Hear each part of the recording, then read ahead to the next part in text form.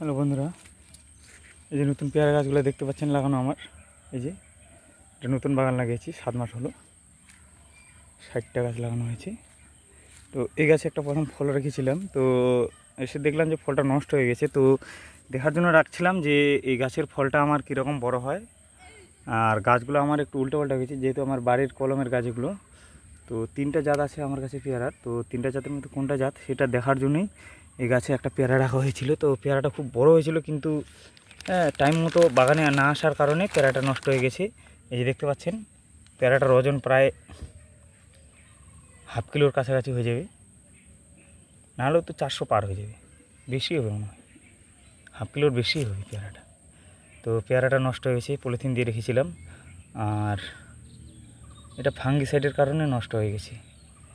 Over বড় হয়ে গেছে, এবারে যে বড় হয়েছে সাইজটা, এই দেখতে পাচ্ছেন মাটিতে রাখছি, কত বড় মনে হচ্ছে। তো এরকমই আমার নতুন পেয়ারা গাছগুলোতে আরও কয়েকটা পেয়ারা হয়েছে, বড় বড় হচ্ছে। এই গাছটার মধ্যে কিন্তু পেয়ারা আছে একটা, এটাও বড় হয়েছে, কিন্তু এটা এখন খাওয়া যাবে, কিন্তু ফাঙ্গিসাইডে নষ্ট হয়ে গেছে, একটু বড় হতো আরও।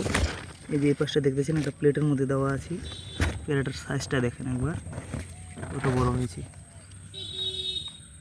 তো আপনাদেরকে আমি দেখাচ্ছি কত বড় হয়েছে, আপনারা শুধু দেখে অবাক হয়ে যাবেন। এটা প্রায় 800 গ্রাম ওজন আসবে। এই যে দেখেন, হাতের মুঠিতে ধরে দিচ্ছে, 800 গ্রাম না, সেটা ভুল হচ্ছে, 500 গ্রামের মতো হয়ে যাবে, বেশি হবে, বেশি ছাড়া কম হবে না। এই যে দেখেন, আরও আছে এই গাছে, এই যে